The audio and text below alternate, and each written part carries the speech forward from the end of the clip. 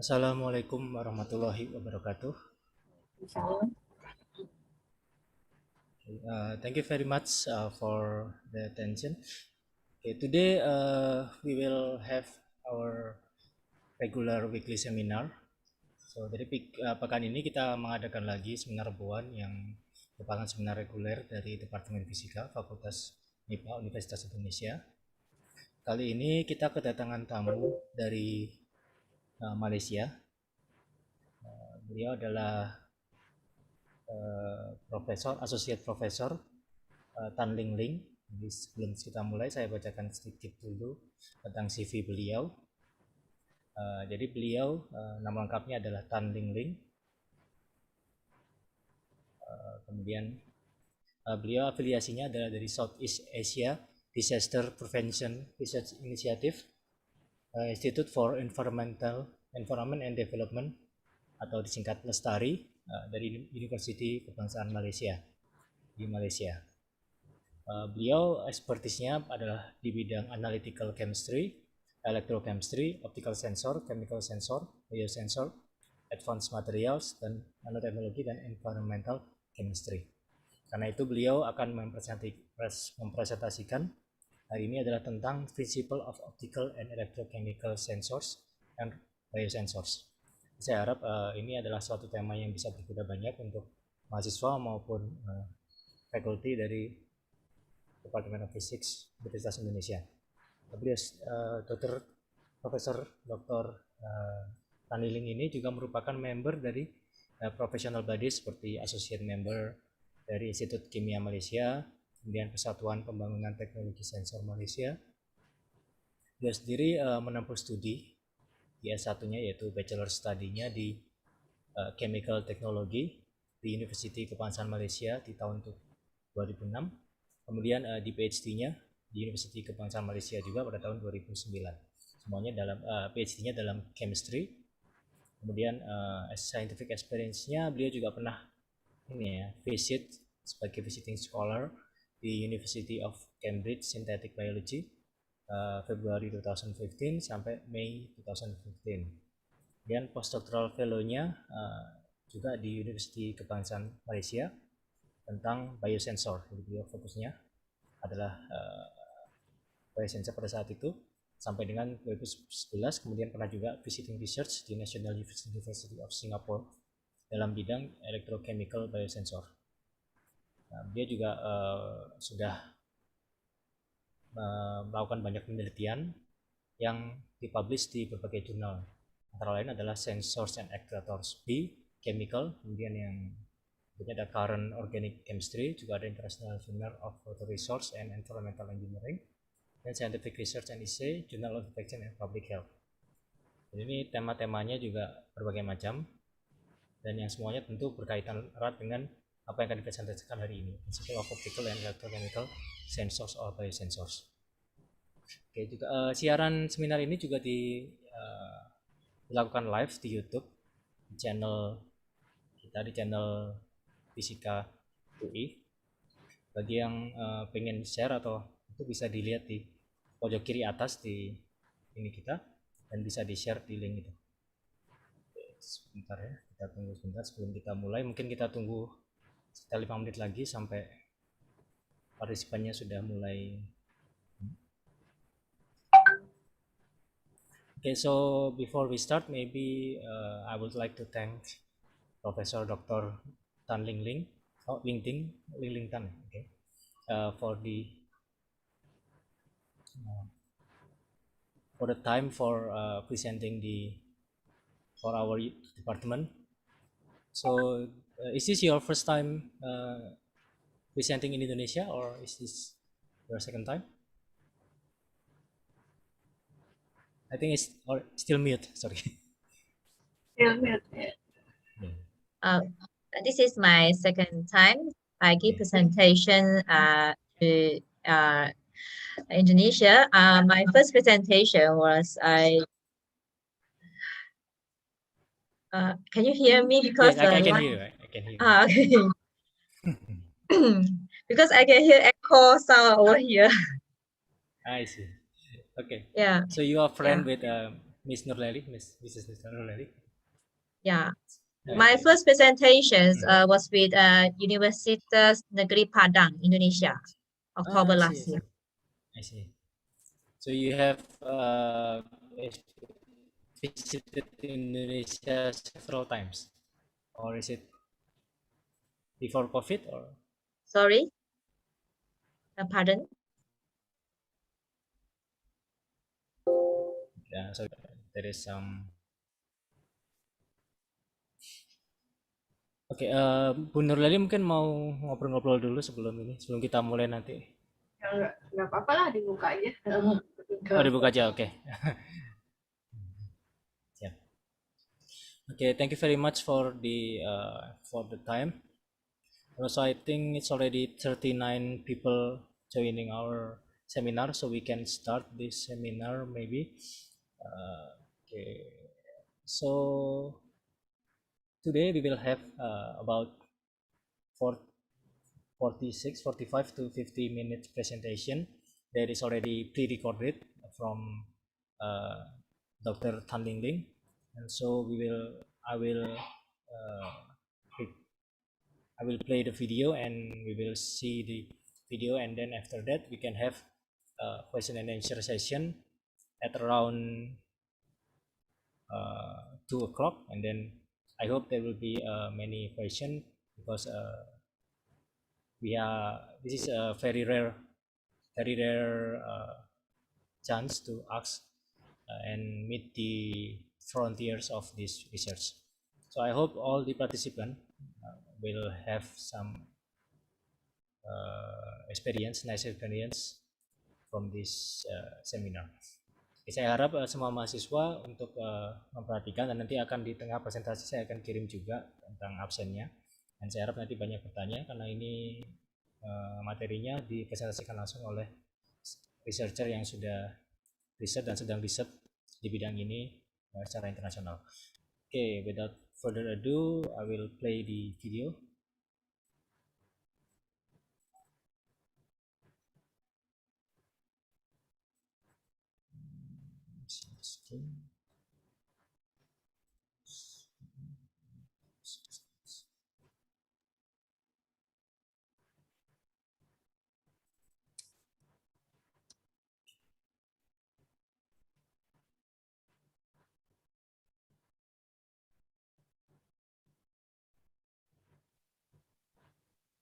Hi everyone, my name is Tan Ling.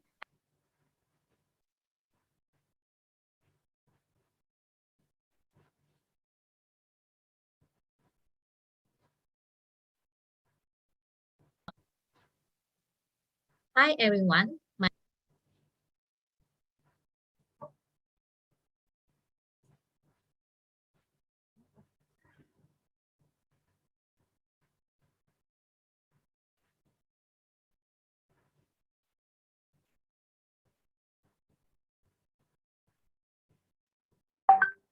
Semuanya bisa dengar ya? Oke.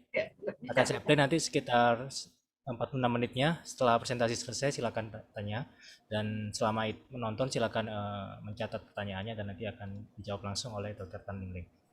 Okay, I will start the presentation and enjoy. Hi everyone, my name is Tan Ling. I'm a research fellow from National University of Malaysia. The title of my lecture today is The Principles of Optical and Electrochemical Sensors and Biosensors. Nowadays, the demands for sensor and biosensor devices has increased mainly for the understanding of various chemical and biological processes and developing chemical and biotechnological devices. The key lies in their ability to specifically, rapidly, and sensitively quantify the concentrations of analyte of interest. Many researchers around the world have been done in the area of advancing chemical sensor or biosensor technology due to their potential application ranging from home self-checking like glucose meter to on-site testing such as the portable TDS meter for water analysis and emerging room screening, as well as continuous timely in vivo monitoring system such as the oxygen monitoring system commonly used in the hospital. A successfully developed sensor or biosensor must possess at least some of the following beneficial features, where the chemical or biocatalyst must be highly specific and show good stability over a large number of assays. Secondly, the reaction should be independent without the need of stirring, pH and temperature adjustment, and allows analysis of sample with minimal pretreatment. The sensor biosensor gives accurate, precise, reproducible, and real-time detections, and the dynamic linear response range covers the useful analytical range without dilutions or concentration step. The probe means the sensor or biosensor should be small and biocompatible, having no toxic or antigenic effects. The complete biosensor should be small, portable, inexpensive, and easy to operate. And lastly, there should be a market for the sensor or biosensor you develop, whereby you must consider the market demand and commercialization potential of your developed sensor. In general, sensor is a device that converts non-electrical signals such as chemical response or biological response into electrical signal. And the term chemical sensor or biosensor is often used to cover sensor devices used in order to determine the concentrations of chemical or biological substances of interest. Ideally, sensor should be a small device that can be used for field testing for direct measurement of analyte in the complex metric without the need of reagent, sample pretreatment, and extraction step. This schematic diagram showing the main components of a sensor or biosensor, the receptor phase, which refers to the chemical or biocatalyst layer, would first convert the substrate to product. This reaction is then determined by the transducer, which converts it to an electrical signal. The output from the transducer is then amplified, processed, and displayed at the readout. Now the key part of a sensor or biosensor is the transducer, which makes use of a physical change accompanying the reactions and converts it into electrical signal. Sensor can be categorized into chemical sensor and biosensor. Chemical sensor consists of a transduction element that is covered by a chemical recognition layer. This chemical sensing layer can be developed by immobilizing chemical reagent into or onto a solid support material, and it is typically a polymer material. This chemical sensing layer will interact with the target analyte, and the chemical response resulted from the chemical reactions will then be translated by the transduction element into electrical signal. For optical chemical sensor, the transduction element can be the absorption spectroscopy, fluorescence spectroscopy, or reflectance spectroscopy, depending on the optical characteristic of the chemical reagent and physical properties of the immobilization matrix used. Whilst in electrochemical sensor, the transduction element will be the electrode. In order to effect the electrochemical signal, the reactant and the product, or one of them, must be redox active. Biosensor, on the other hand, is constructed by immobilizing biological molecules such as enzyme, antibody, whole cell, microorganism, tissue, or DNA at a suitable transducer, which converts the biorecognition event into a quantitative optical or electrochemical response that relates to the concentrations of analyte. Two general categories of biosensor, which may be differentiated depending on the nature of the biological recognition process, namely catalytic biosensor and affinity biosensor. Catalytic biosensor is where the immobilized biological molecules such as enzyme, cell, bacteria, or tissue reacts with target analyte and changes it to other substances. Whereas affinity biosensor involves the formations of simple bonding between the immobilized biological molecule and target molecule, such as the interactions between antibody and antigen, and DNA probe, which is complementary DNA fragment. For antibody, they are bound to the antigen through weak chemical interactions or non-covalent interactions, such as the electrostatic interaction, whilst forces and hydrophobic interactions, while DNAs bind to each other via hydrogen bonds. The successfully developed chemical sensor or biosensor depends on the immobilizations of the receptive layer, whereby the objective of immobilization step is to produce a regenerative system from the intimate contact between the immobilized chemical or biological molecules on the transducer surface while maintaining the stability of the immobilized molecule to allow efficient transductions of the chemical or biorecognition event. Now, what is immobilization? Immobilization is defined as the imprisonment of chemical or biological molecules, those sensing molecules, in a distinct support of matrix. The support of matrix on which the sensing molecules are immobilized allows the exchange of medium containing substrate, the analyte or inhibitor molecule. The supporter matrix used in the immobilization should hold the sensing molecules permanently or temporarily for a brief period of time. The matrix used should be cheap and easily available, and the reactions with the components of the medium or with the sensing molecules should be minimum as possible. The support or matrices used in the immobilizations of sensing molecules are grouped into three major categories: the natural polymer, synthetic polymers, and inorganic materials. Natural polymers are mostly derived from plants such as alginates from the cell wall of some algae, and carrageenan from red algae.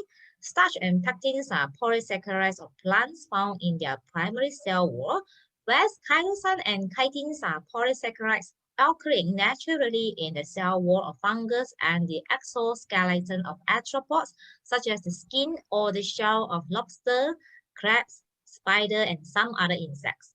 Collagen can be derived from both plants and fish. Gelatin is a partially hydrolyzed collagen.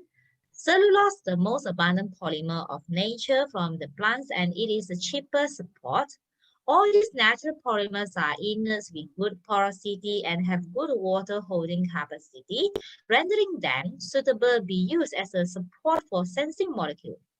Synthetic polymers are those ion exchange resin or polymers, those insoluble support with porous surface. Inorganic materials are such as zeolites, ceramics, silica, glass, activated carbons, charcoal, and so on. They are microporous, group-absorbing properties, and are resistant to high pH and temperature. Adsorption is the oldest and simplest method used in the immobilization technology.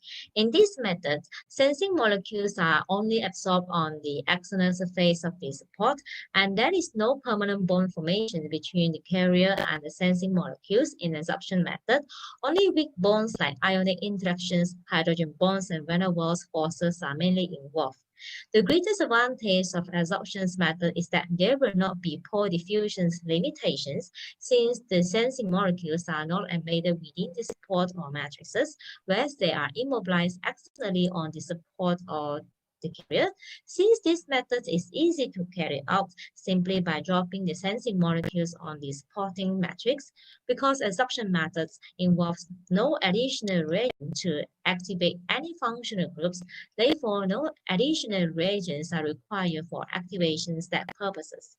Thus, adsorption method is comparatively cheap methods of immobilizations. Since this method does not disturb any functional groups of biological molecules, therefore it is less destructive to biological molecules than chemical methods, which is the covalent bond method. Covalent bonding method is one of the widely used methods of biological molecules immobilization, especially enzyme immobilization. It involves the formation of covalent bonds between the chemical groups in the sensing molecules and the chemical group in the support or carrier, because carboxyl and amine groups in biological molecules can form covalent bonds easily with the support or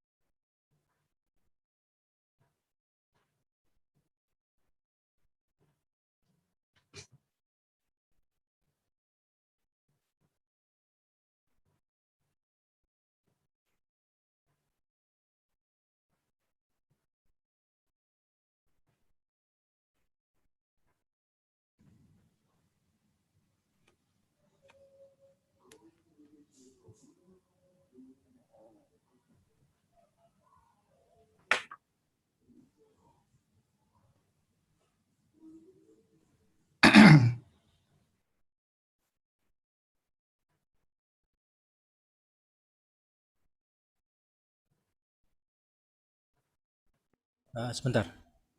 Sudah mulai kedengaran lagi belum?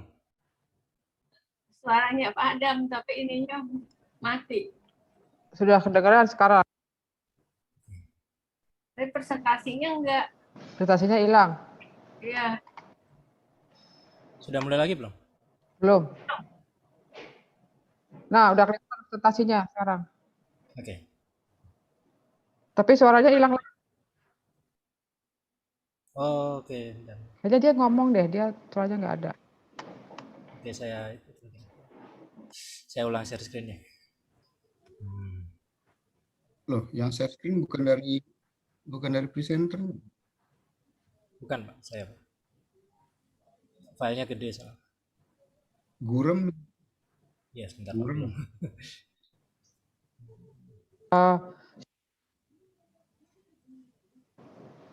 Jadi buruk.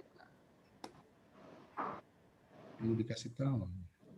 Method, sensing molecules are only absorbed on the external surface of the support, and there is no permanent bond formation between the carrier and the sensing molecules in adsorption method. Only weak bonds like ionic interactions, hydrogen bonds, and van der Waals forces are mainly involved. The greatest advantage of adsorption method is that there will not be diffusion limitations, since the sensing molecules are not embedded within the support pieces, whereas they are immobilized externally on the support or the carrier. Since this method is easy to carry out simply by dropping the sensing molecules on the supporting matrix, because adsorption methods involves no additional reagent to activate any functional groups, therefore no additional reagents are required for activation step purposes. Thus, adsorption method is comparatively cheap methods of immobilizations. Since this method does not disturb any functional groups of biological molecules, therefore it is less destructive to biological molecules than chemical methods, which is the covalent bond method. Covalent bonding method is one of the widely used methods of biological molecules immobilization, especially enzyme immobilization. It involves the formation of covalent bonds between the chemical groups in the sensing molecules and the chemical groups in the support or carrier. Because carboxyl and amine groups in biological molecules can form covalent bonds easily with the support or carrier, chemical groups in the supporting material that can form covalent bonds with biological molecules are such as amino, imino, hydroxyl, carboxyl, thiol, methyl, guanylyl, imidazole, and phenolring. The advantages of covalent bonding immobilization method are the strong linkage formed between the sensing molecules and the support, leading to no leakage or disruption problem. It is also a comparatively cheap method. Due to a variety of support with different functional groups available, it renders covalent bonding immobilization methods has wide applicability. However, the major problem of covalent bonding method is that the chemical modifications of enzyme could result in the loss of functional conformations of enzyme, whereby the enzyme active site becomes inactivated due to the conformational change in enzyme. Entrapment. In this method, sensing molecules are physically entrapped inside a porous matrix. The bonding involved in stabilizing the sensing molecules within the matrix may be covalent or non-covalent bonds. Normally, the matrix used in an entrapment method will be a water-soluble polymer in order to allow diffusions of reactants or analyte through the matrix to effect the chemical or biological reactions with the immobilized sensing molecules embedded in the polymer matrix. The pore size of the matrix can be adjusted with the concentrations of the polymer used to prevent the loss of sensing molecules. The greatest disadvantages of these methods are that there is a possibility of leakage of sensing molecules from the polymer matrix, and the pore diffusion limitations is depending on the degree of hydrophilicity or hydrophobicity of the polymer matrix used.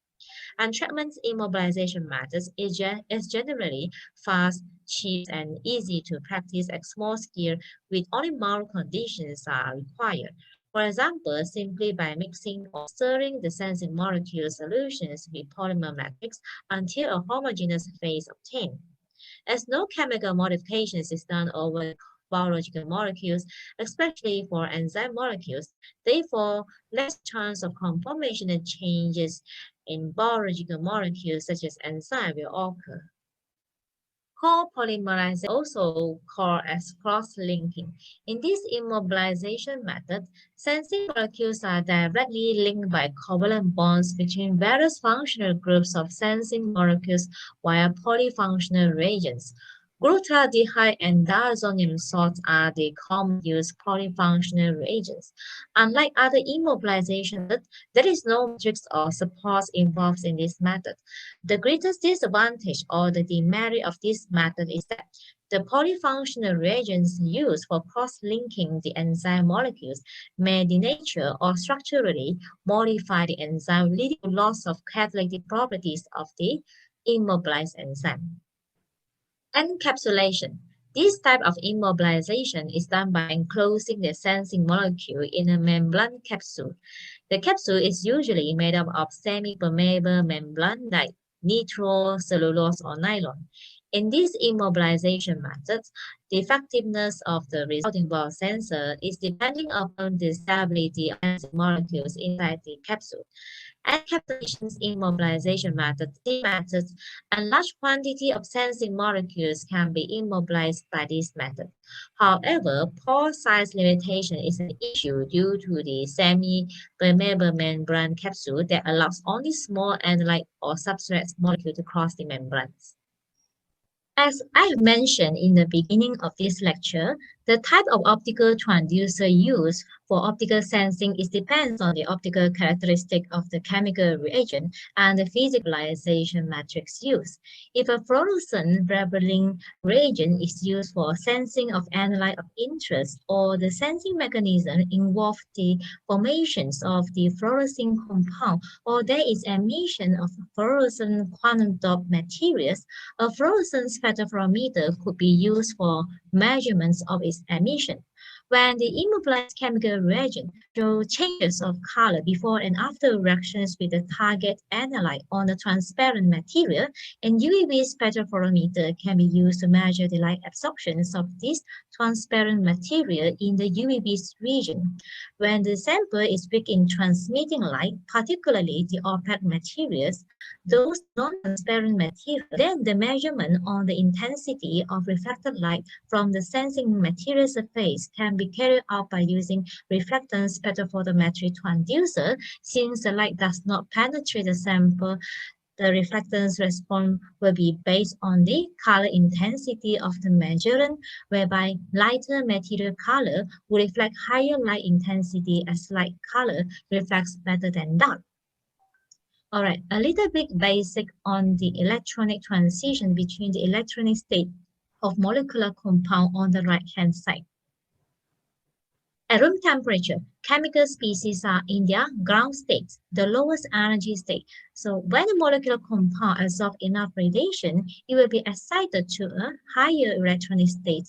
The amount of photon energy absorbed by the molecular compound is equal to the energy difference between the electronic states, which can be characterized by its corresponding wavelength, the lambda. Emissions of photon occurs when the analyte is excited to the excited state, and when it is at the excited state and it is unstable, and it will lose its energy of excitation and return to a lower energy state or ground state while releasing the excess energy in the form of emission that can be measured with the fluorescent spectrophotometer. This is called the electrochemical process. So in UV spectrophotometer, we are measuring the absorption intensity, while in fluorescent spectrophotometer, we are measuring the emission intensity. Quantum dots are colloidal semiconductor nanocrystals such as zinc sulfide, cadmium sulfide, copper indium sulfide. They are small enough to give high quantum yield. The frequency range of the emitted light by the fluorescent quantum dot is characterized by the band-gap energy. Okay. When a photon energy is used to excite the electron of the quantum dot from the valence band to conduction higher energy level, okay, Fluorescent emission occurs as the photon energy release while the electron returns to state. The energy release is equal to the optical band gap energy.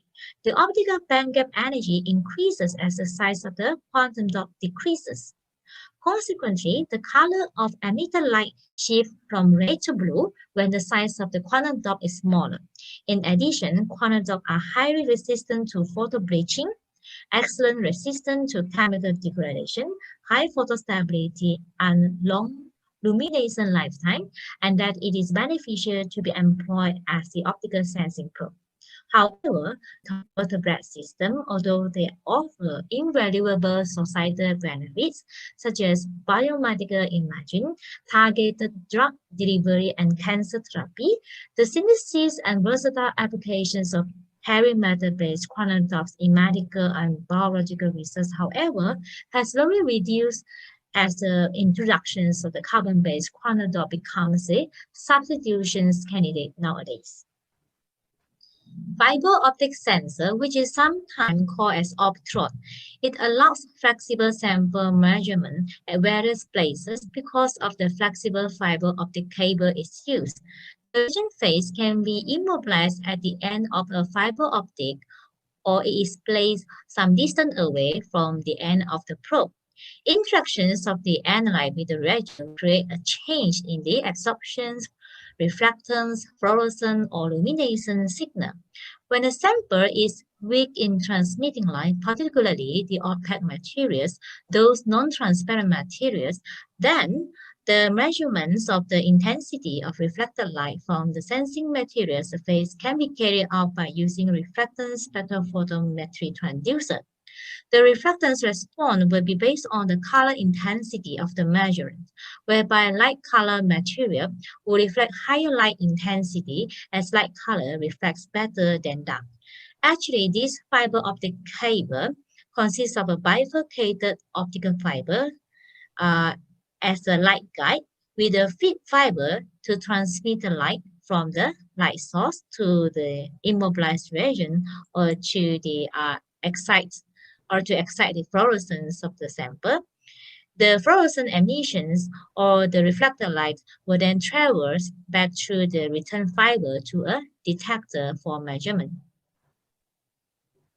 This is one of the simple examples of a membrane-based optical chemical sensor for aluminum ion detections by embedding the Morin reagent in the polyacrylate membrane. Because of the transparent characteristic of the polymer is used, it allows penetrations of light and that we can measure the color change of the membrane sensor before and after reactions with the aluminum ion with UV spectrophotometer.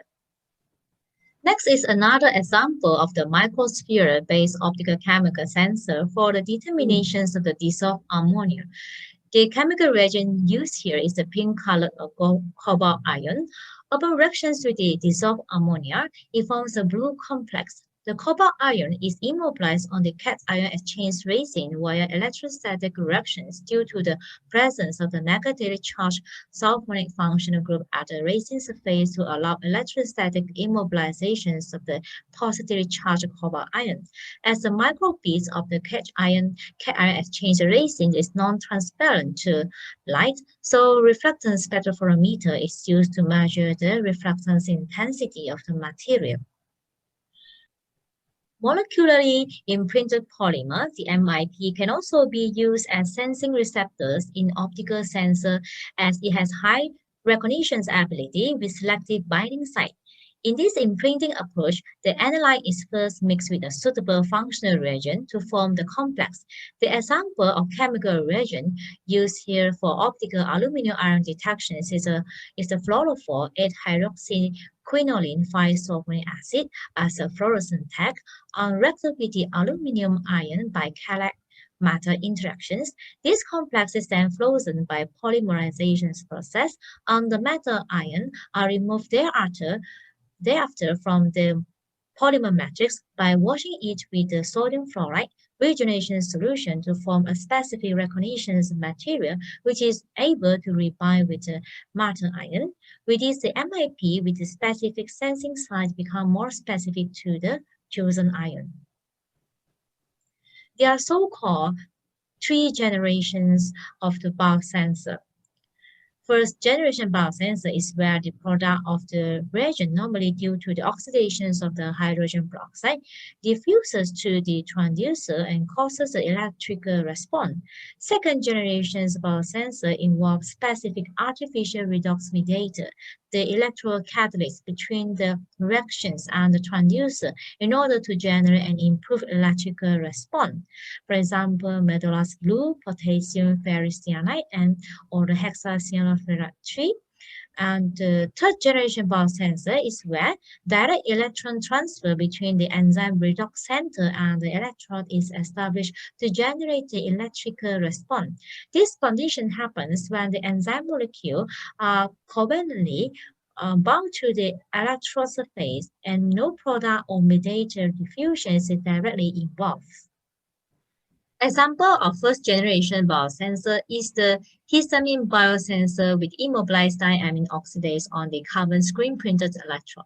The immobilized diamine oxidase causes the oxidation deaminations of histamine to form the imidazole acetaldehyde and the byproducts of ammonia and hydrogen peroxide, which normally oxidize electrochemically between 0.6 and 0.7 watts. The drawback of utilizing such a high potential in the determinations of histamine will render the biosensing system interfere with other easily oxidizable substances in the same potential range, such as the uric acid, ascorbic acid, glutathione, and acetaminophen in the real sample matrix detection later on. In order to reduce the working potential, potassium hexacyanophyllite, the electron transfer mediator, is electrodeposited on the electrode to act as the electron shuttling agent for the direct electron transfer from the oxidations of histamine to imidazole acetaldehyde by the immobilized diamine oxidase enzyme, and this producing a second generation biosensor. It is reversible, and this property allows the depositions of oxidized or reduced form of the mediator on the electrode to effect the same redox reaction. This diagram shows the typical third generation biosensor design. In view of the enzymes are protein molecules made from long chain of the amino acid residue, and these amino acids contain amine and carboxyl functional groups along with the side chains specific to each amino acid. This allows spontaneous chemical adsorptions of amine functional groups of the enzyme on the electron surface, particularly the gold surface due to the high affinity of the amine functional groups towards the gold surface. This is to allow the enzyme molecule be immobilized in close proximity to the electrode for fast electron transfer purposes. For third generation biosensor, glucose oxidase is used as the model enzyme. This glucose oxidase is a flavor protein composed of 2 identical subunits, each having a FAD core factor subunit as its redox center. When the glucose oxidase catalyzes the oxidations of glucose to the gluconolactone, the FAD, the redox center, is reduced to the FADH2. The molecular to form the FAD, whilst the oxygen is reduced to the hydrogen peroxide. And due to the current advancement in nanotechnology, nanomaterials such as gold nanoparticles, carbon nanotubes, graphene nanosheets, and some other semiconducting nanomaterial have been proved to be effective in achieving the direct electron transfer, and the electrochemical behavior of the glucose oxidase on the carbon nanotubes has also been examined and shown that the FAD redox center was remained intact with no loss of the enzyme activity. As the carbon nanotubes are rich in the carboxyl functional group, the carbodiimide coupling reagent can be used to activate the carboxyl functional groups of the carbon nanotube and subsequently couple with the amine functional groups of the enzyme to form the strong amide covalent bond. Chemical adsorptions or covalent binding of gold nanoparticles usually require a binding function bridge, which couple the gold nanoparticles to the metal space. For example, aliphatic diamine and dithiol. The spontaneous adsorptions of the thiol and amine functional groups on the gold electrode allows layering of the gonadal particles to form the self-assembled monolayer. Since amine-bearing compound can be spontaneously bound to the electrode surface, such as the gold surface, thus an enzyme molecule can be directly deposited on the bulk gold or the gonadal particles electrode without the use of any coupling reagent. Furthermore, it has been claimed that the nanometric edges of the gonadal particles can penetrate a little into the protein molecule to reduce the distance between the electrode and enzyme redox site, thereby increase the electron transfer rate. For electrochemical transducer, potentiometric transducer converts the changes in the distributions of charges into electrical potential signal. Movement of electrons produced in the redox reactions, on the other hand, can be measured by amperometric transducer in the form of electrical current response. Potentiometric transducer measures current as a function of a control electropotential and time, which results in current voltage display. An impedance biosensor register changes in the electrical properties at their surfaces, either capacitance or resistance, affected by the interactions between the biorecognition element attached at the transducer surface and analyte presence in the sample solution. This is an example of Amperometric Biosensor constructed by using cytochrome C, nitrite reductase enzyme, as the biosensing reagent to determine nitrite ion concentration, whereby the enzyme is entrapped within the porous silica gel on the pyrolytic graphite electrode. A nitrite ion is determined based on reductions reactions of the enzyme itself.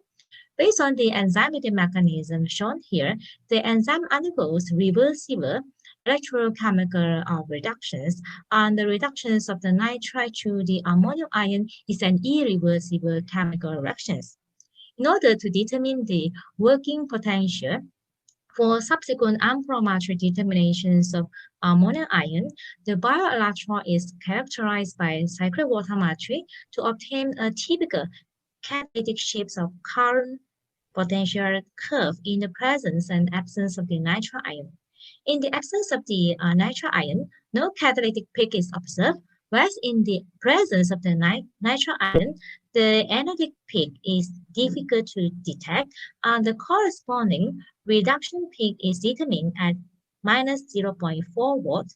Hence, the reduction potential at minus 0.4 volts can be used as the operating potential for subsequent amperometric bioelectrode calibration.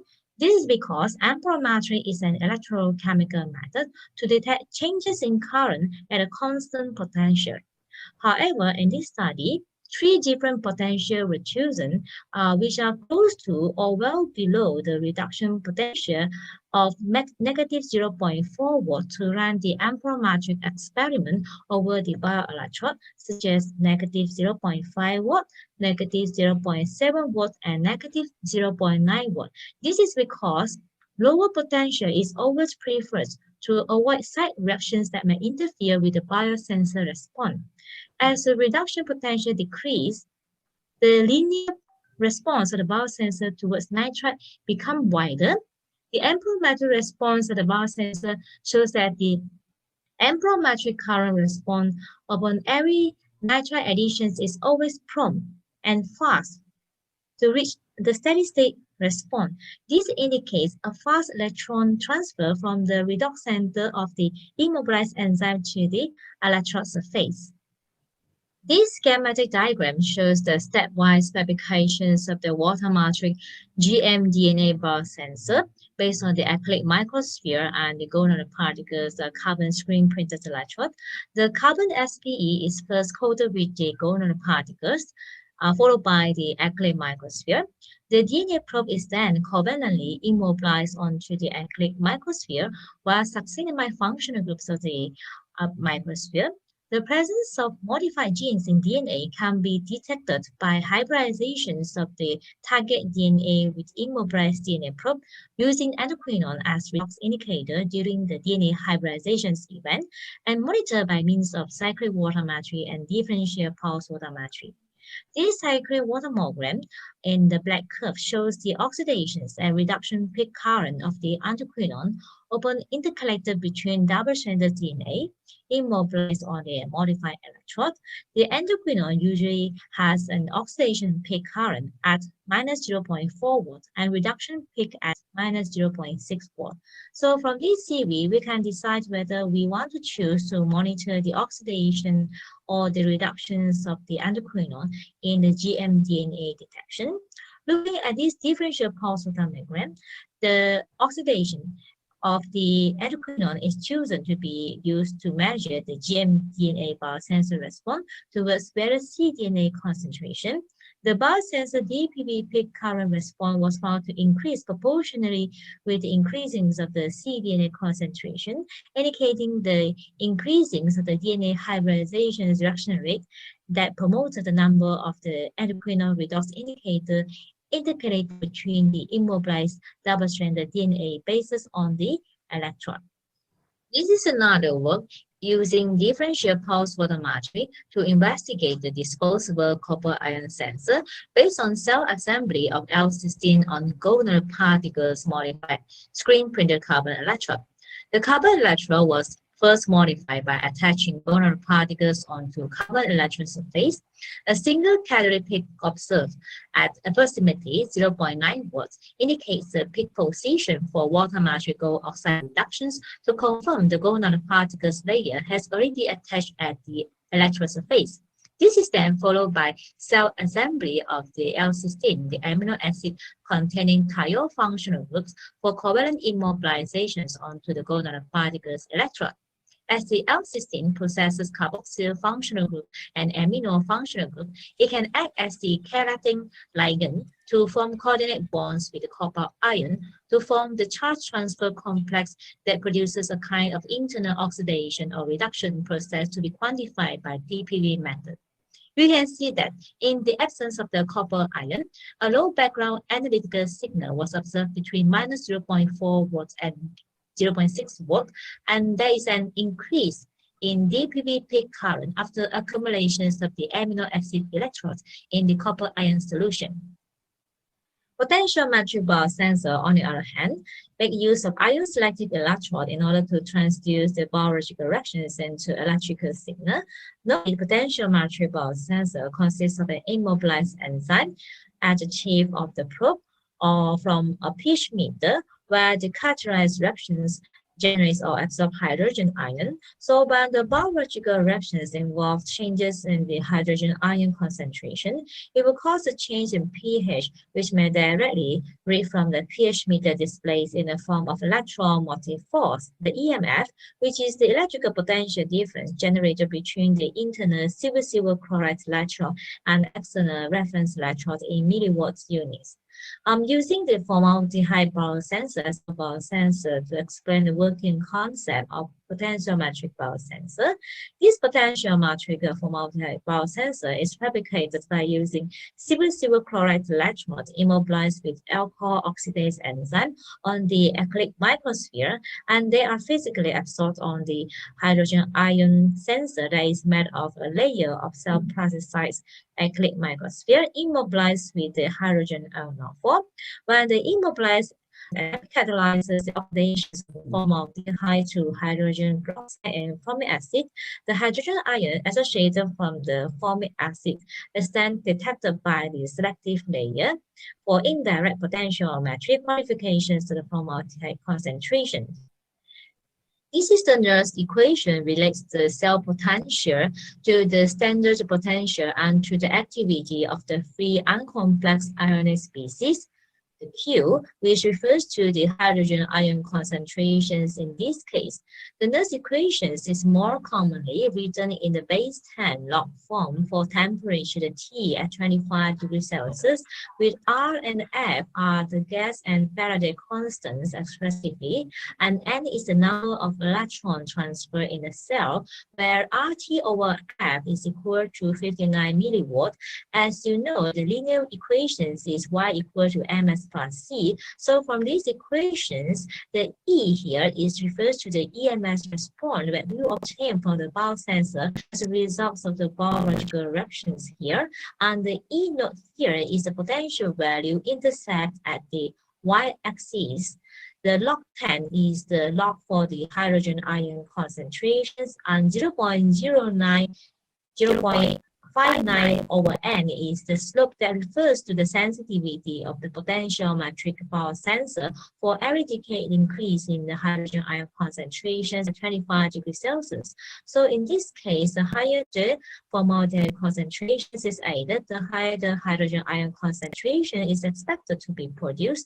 So before we use the enzyme biosensor to quantify the formaldehyde concentrations, we need to assess the pH sensor performance alone without enzyme with different buffer pH to obtain a linear pH response range that the developed pH sensor can determine. And later we immobilize alcohol oxidase enzyme on top of the pH sensor. Only then we quantify formaldehyde concentrations with the potentiometric biosensor. Impedimetric biosensor determines changes in the electron transfer resistance induced by the biological reactions occurs at the transducer surface. Over here, I'm giving you an example of a label-free impedimetric DNA biosensor based on graphene sheet modified glassy carbon electrode as a transducer for E. coli DNA detections. Graphene is a two-dimensional array of sp2 hybridized carbon atom in a honeycomb lattice that possesses exceptional mechanical, thermal, and electronic properties.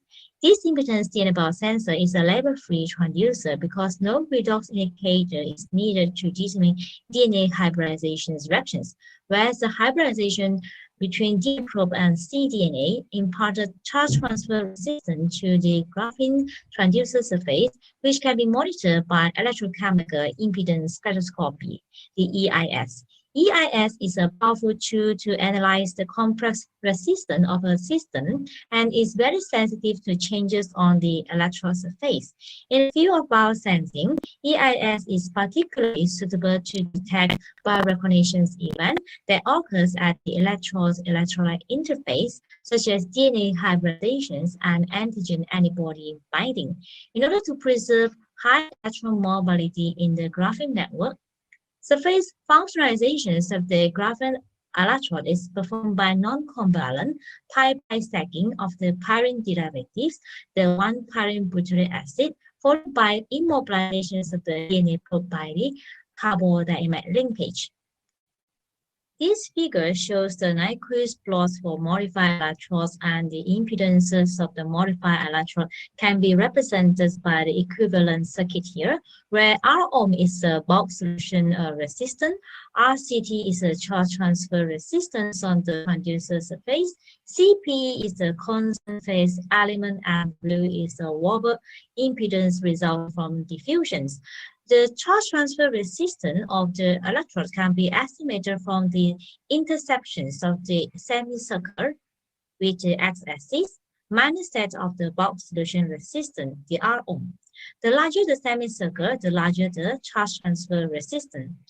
The inset here is the Nyquist plot for the graphene's modified electrode with small semicircle, means it imparted small charge transfer resistance as graphene nanoparticle has high electron conductivity properties. However, surface functionalizations of the graphene electrode with a pyrene derivative induce a higher charge transfer resistance as a result of the electrostatic repulsion between the ferriferrocyanide redox couple and the negatively charged pyrene derivatives, and that impose a higher charge transfer resistance on the electrode surface. And after immobilizations with the DNA probe, the charge transfer resistance of the electrodes increased further, mainly due to electrostatic repulsions between the ferriferrocyanide redox species and the negatively charged DNA backbone. In this work, the DNA of E. coli is detected by monitoring the charge transfer resistance of the DNA electrode during DNA hybridization process. The Nyquist plots of the DNA electron after incubations in different cDNA concentration show increasing charge transfer resistance with the increasing of the cDNA concentration. This is because upon DNA hybridization reactions, the formations of the negatively charged DNA duplexes on the electron surface created a more repulsive forces with the very first selenized redox species, leading to a higher charge transfer resistance at the higher cDNA concentrations. Aptamer Biosensor. There are three types of aptamers, namely DNA, RNA, and peptide aptamers. DNA and RNA aptamers are the most common types of aptamers. They are chosen from a pool of random nucleic acid sequences and put through several cycles for optimization with their target in a process called SELEX, the systematic evolutions of ligands by exponential enrichment.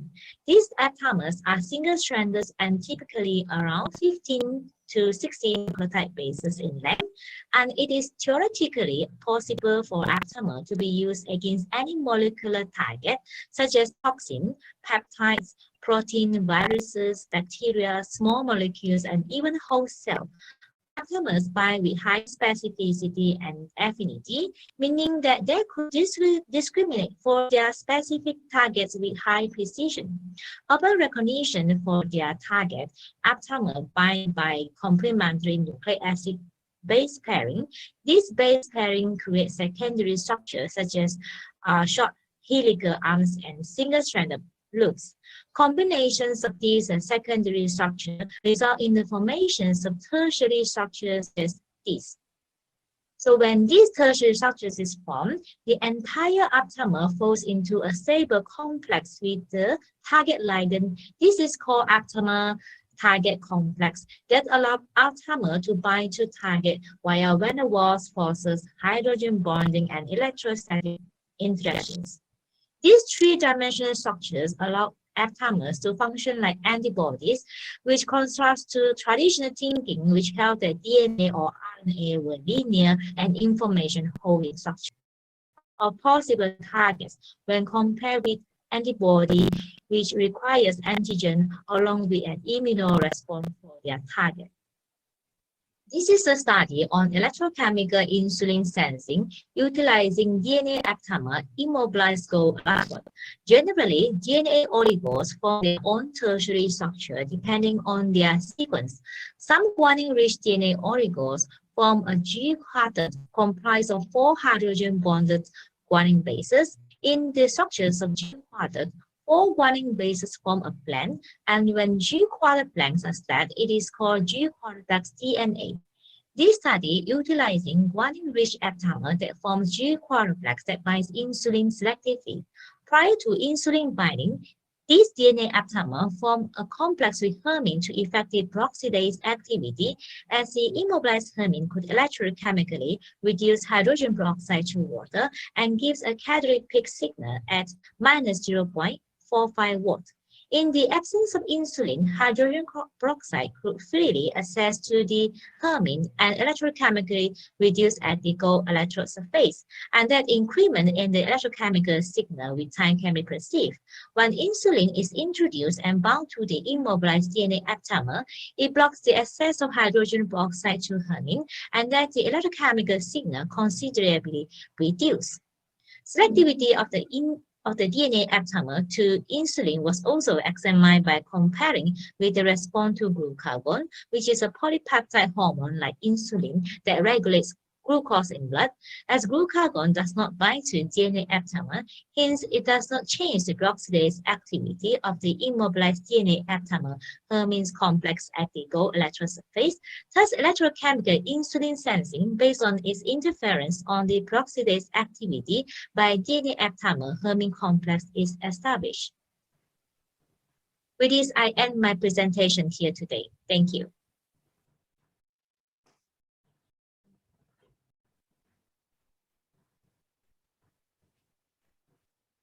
Okay, that's the presentation from Professor Tan Ling. Is there any question from the audience?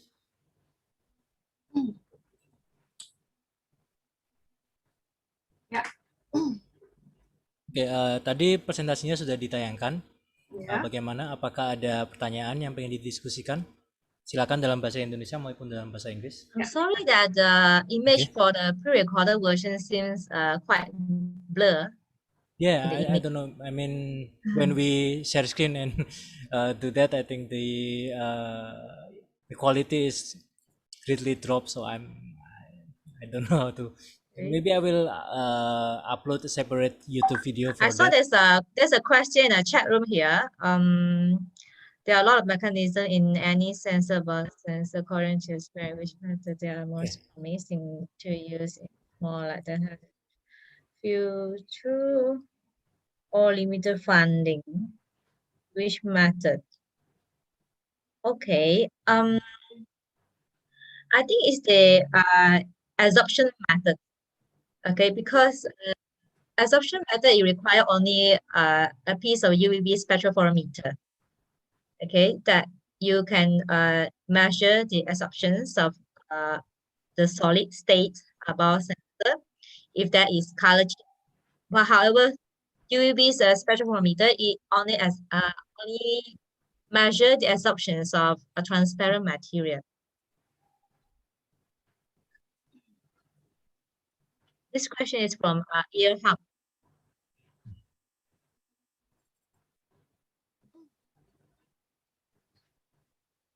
Halo.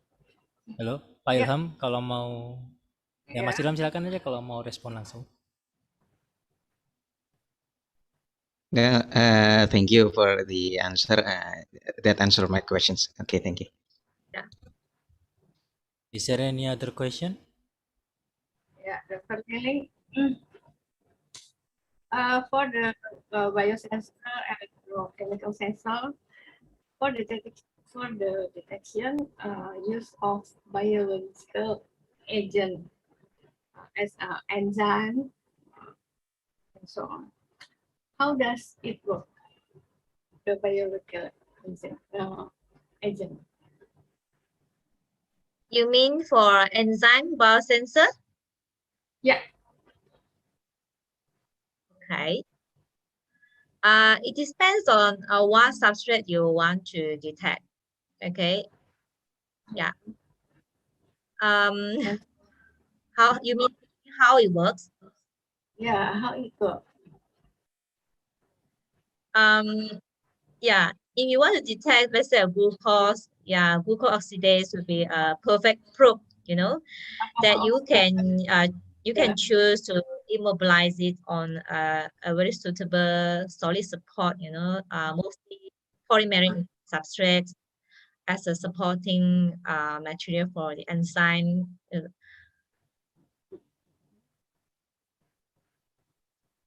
Yeah, and the detections is the enzymatic reactions, you know, between the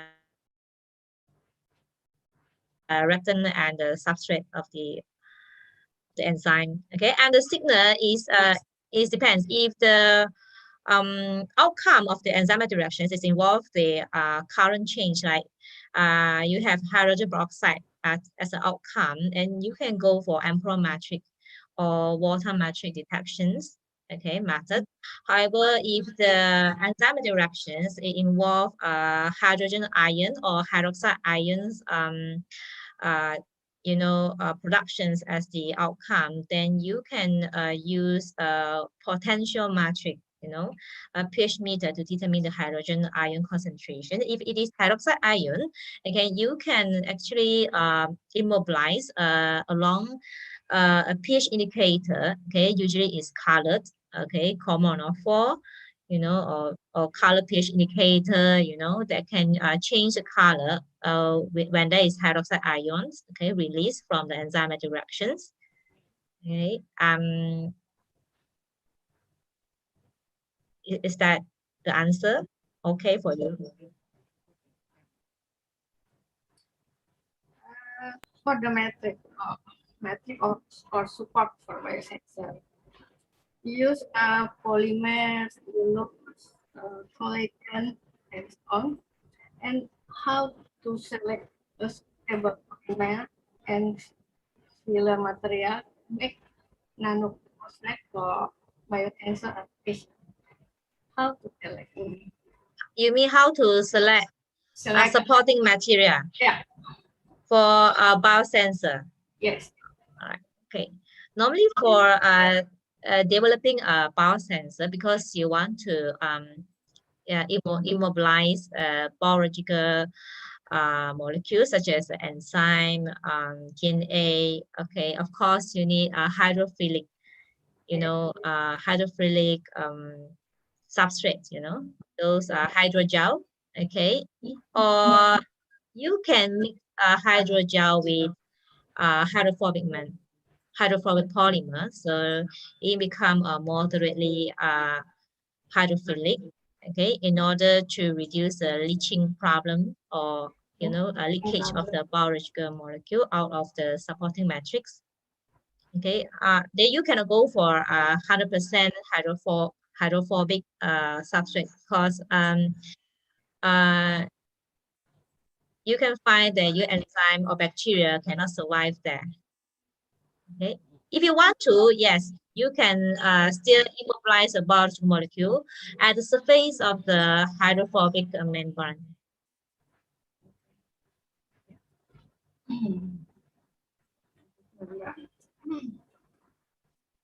Yeah. Question. Okay, is there any other question? Okay. Nah, Bu Nurali, silakan Bu, dilanjutkan saja. Maaf tadi.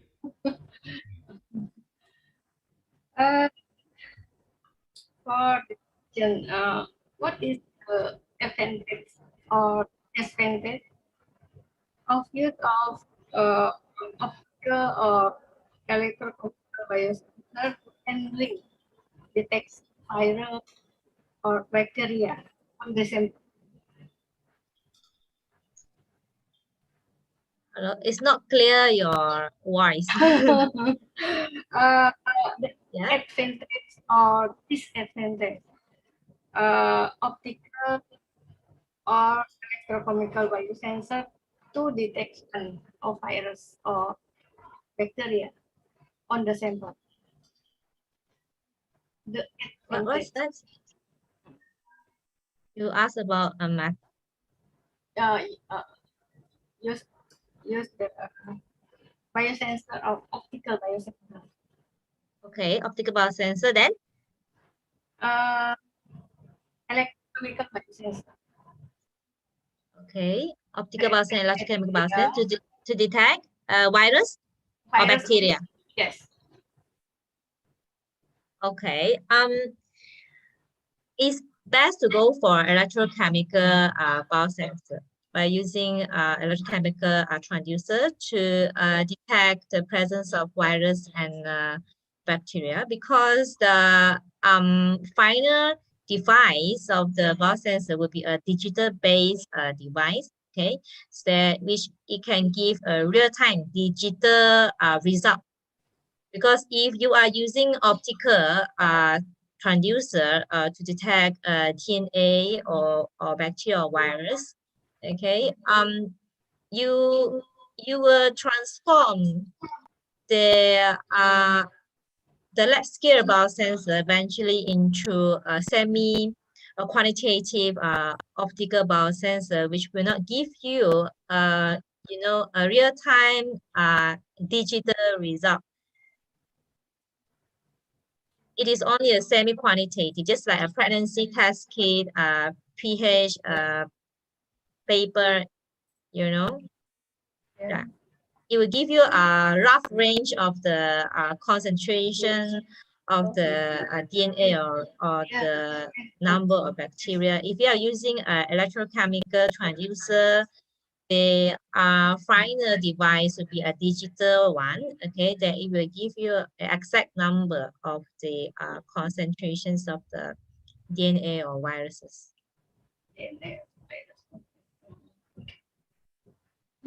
Halo, kalau ada yang mau tanya bahasa Indonesia juga bisa kok. Oke. Silakan ya, kalau ada yang mau tanya silakan. Bahasa Indonesia aja nggak apa-apa. Ya. Nanti Ini ada pertanyaan dari Pak Dwinanto, jadi japri ke saya. Dia tanya tentang sensor itu isunya sensitivitas dan kalibrasi gitu. Jadi bagaimana kalau bagaimana kalau sensornya itu rusak tanpa disadari? Bagaimana seperti itu? Tentang sensitivitas dan kalibrasi. Bagaimana cara kalibrasi ketika sensitivitasnya berkurang? Calibration for sensitivity. So yeah, there is a question about the sensitivity. So he asked about how can we measure, how can we make sure the sensitivity stay good for a long time, and also how to calibrate if there is some trouble with the sensitivity. Calibration, I mean. Yeah. Okay. You mean to lower the sensitivity response, right? To lower the sensitivity, we need high surface area of the supporting matrix, to your probe. Okay, so instead of using a bulk electrode, say gold electrode, bulk gold electrode, we can choose to use a gold nanoparticles electrode, so that you have a larger surface area, for the immobilizations of the probe. Probe is refers to your sensing molecules, So when you have a larger specific surface area for the immobilizations of the probe, okay, those sensing molecules, then it will increase the sensitivity towards the target molecule, actually. And in order to, to secure, the sensitivity for a longer period of time, okay, actually you can choose to a good immobilization method, okay, such as a covalent method, okay. It has a stronger binding, it can prevent leachings of your biological molecule from the nano surfaces, okay, or by affinity binding, okay. Affinity binding through synthetic biology, like you use a mutated versions of enzyme, okay, that is mutated with tagging, okay, such as a histidine tag, okay, with the enzyme. Then the enzyme can be bound, via affinity binding towards the nickel or the copper surface, okay. Or you can modify the enzyme, okay, while synthetic biology way with other tagging such as silaphine tag, okay, which is specific to the surface of the silicon, okay, or the silica, okay. Then it can enhance, the binding strength between the probes and the surface of the substrate in order for you to have a longer, shelf life or the longer sensitivity period of your biosensor. Okay, and to increase the sensitivity, of course, we need to increase the surface area of the substrate. That is number one that we need to focus.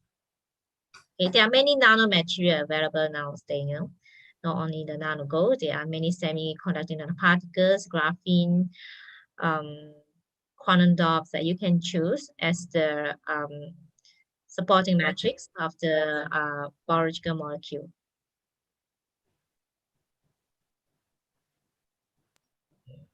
Is that the answer you want? Yeah. So Pak Dwinanto, Mr. Dwinanto, can you turn on your mic? No, I think he. Okay. As far as I know, yeah, he is. We'll ask another question if he is not clear. Okay, let's move to the next question. There is a question from Mr. Wim Rahman. He asked about, can you explain how Aptamer can detect a disease like cancer? How Aptamer can detect a disease like cancer? Yeah. Okay. How Aptamer detect a disease like cancer? Okay. You mean you want to choose a detection method? How actually to come up with a good aptamer that is specific towards target molecule, okay, you know, for a cancer marker, okay, you need to go through a select cycle in order for you to come out with the specific aptamer.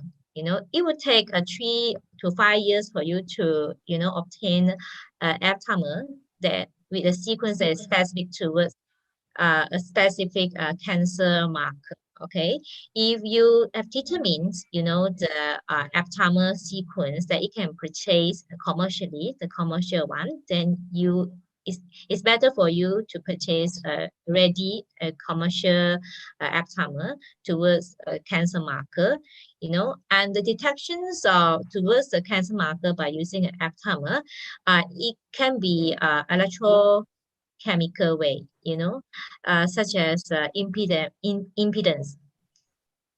Means that you determine the transfer resistance at the electrolyte interface, you know, in which you immobilize your aptamer on the electrode surface. Okay, then when there is the presence of the cancer marker, increase the resistance response at the electrolyte interface, okay, and it will give you a signal and a proportional to the target concentrations. All right. If you are using voltammetric or amperometric way to detect the cancer marker, you will need to introduce a redox couple, the redox species such as ferrous cyanide. There will be a more elaborate step for you to include the redox indicator. So impedimetric way will be better because it's label free.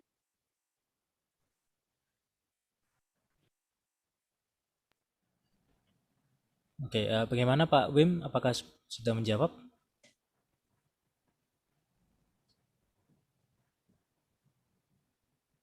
Okay, is there any other question? Actually, I hear there's many hiccup in my side. Sometimes echo. How about your side? Yeah, I'm sorry. It's the internet connection is somehow is not that stable here. Oh, okay. At most time it's good, but sometimes it's cut. Okay, is there any other question?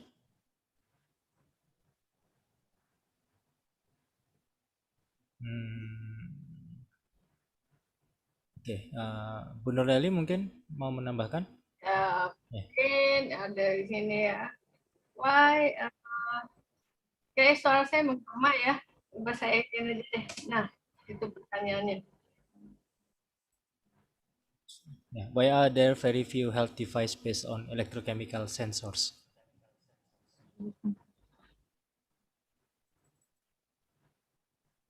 Yes, sorry, any other question? Yeah, so in the chat box, Mrs. Nurleli say that why are there very few health devices based on electrochemical sensors? Chemical sensor.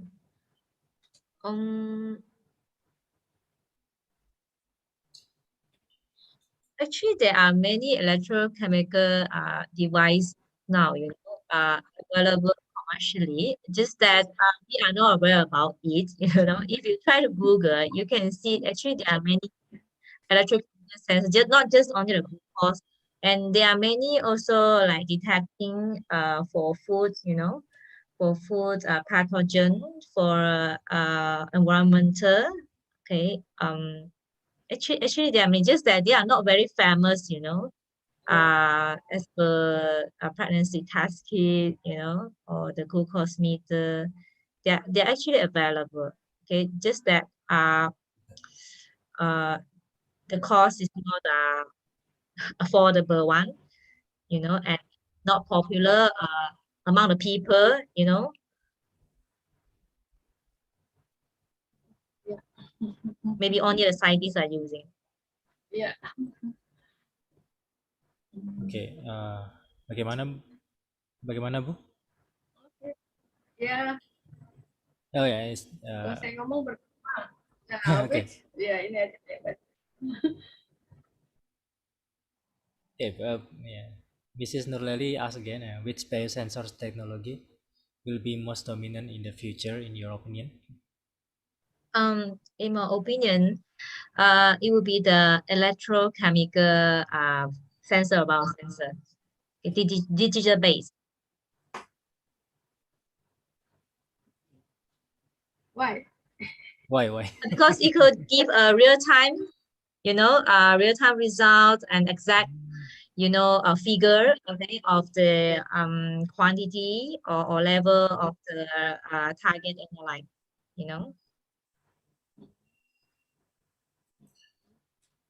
Yeah. So I'm sorry. So can I ask a very stupid question? I mean, I'm not very familiar with this field, but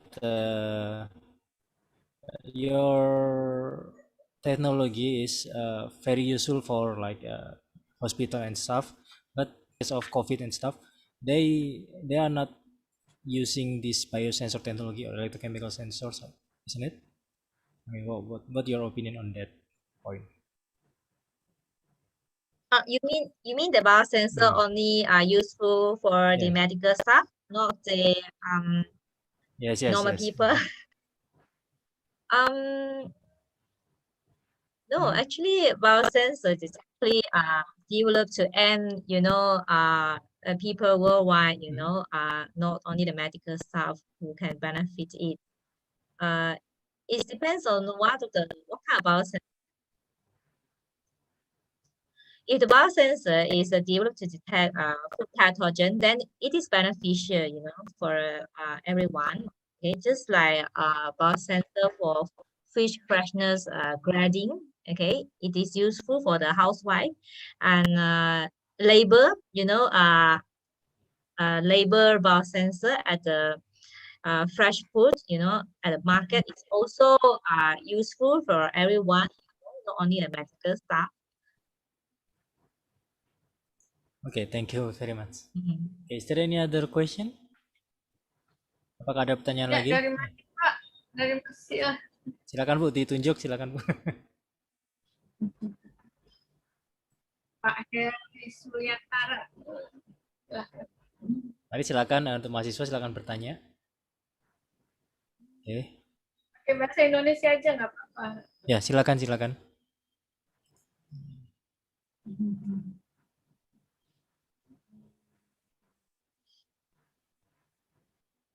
Kita tunggu. Let's wait for a few minutes before we end this presentation, this seminar. Mana pun mungkin kalau nggak ada pertanyaan kita mungkin jam 2:30 kita tutup aja mungkin ya. Ya. Okay, is there any question? To isolate cancer is not my field. It is molecular biology's field. I see. Okay. Okay. You said that your expertise in the molecular biology, but with your opinion, what can a physicist contribute in this research? Because in our department we now have biophysical and medical physics research. So yeah. You know that sorry for this one, isolation of cancer. Actually, nowadays they are talking about cutting edge technology, right?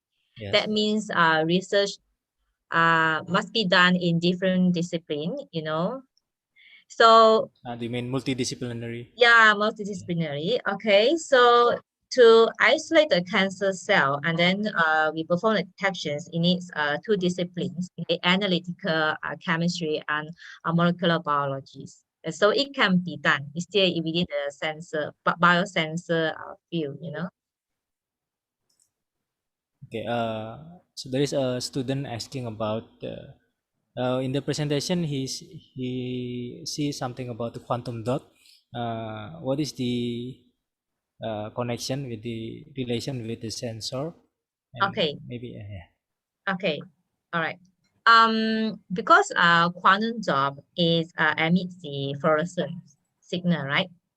So let's say you immobilize the quantum top towards DNA that is tagging with a fluorescent label. Okay, it would turn off the fluorescent emissions of the fluorescent label at DNA. Okay, so when they target DNA, okay, hybridized with the DNA probe, okay, then the quantum will be released.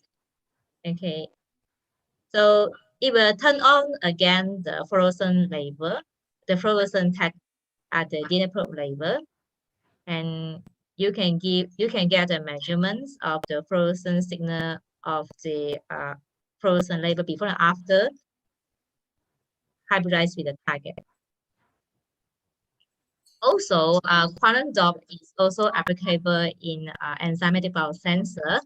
Okay, with the hydroxide ion as the product, because that means it gives a pH change, okay, during the enzymatic reactions.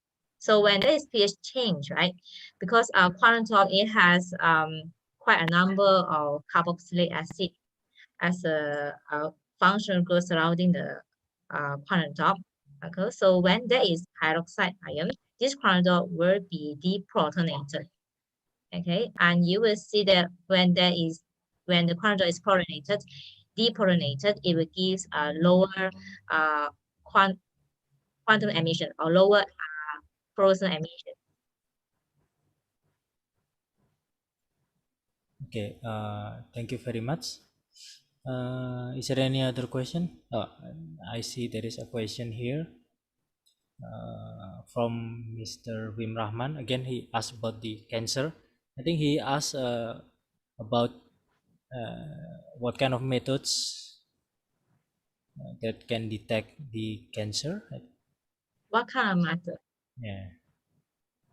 It can be any method actually. It depends on what kind of the probe you are choosing to detect the cancer marker. If you are using a chemical probe, okay, or biological probe, you can go for optical and electrochemical. It depends on the reactions between your probe and your target, actually, you know.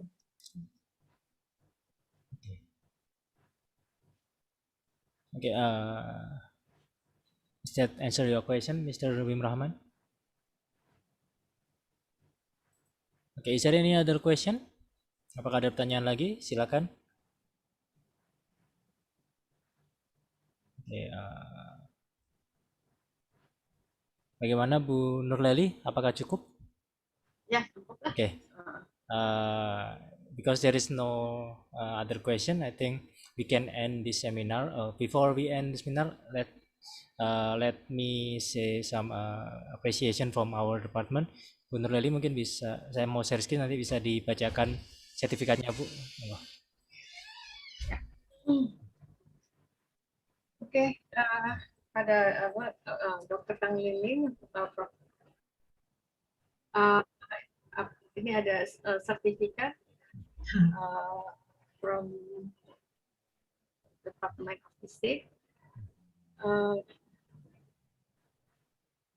We Indonesian like this formality. Okay. Hey, thank you so much for the wonderful certificate. Okay. Thank you very much for the presentation, and I hope you're not. You will have another chance to present your research here, and I hope you can spread the words about our seminar to your colleagues, and I hope many more international research can give talks to our seminar. Okay. Also, research collaboration is very welcome. Okay. Thank you very much. Thank you very much, Ms. Professor Tan Ling, and thank you very much, Bu Nurleli, for connecting us with Dr. Ling, and thank you very much all for the participation, and I hope we can see you again in next chance, in next opportunity. So thank you very much for the attention, and see you again next week. Assalamualaikum warahmatullahi wabarakatuh. Thank you very much. Thank Dr. you. Waalaikumsalam. Thank you, Dr. Ling. Terima Terima kasih. kasih banyak Bye. Bu. Ya. Makasih buat Ya,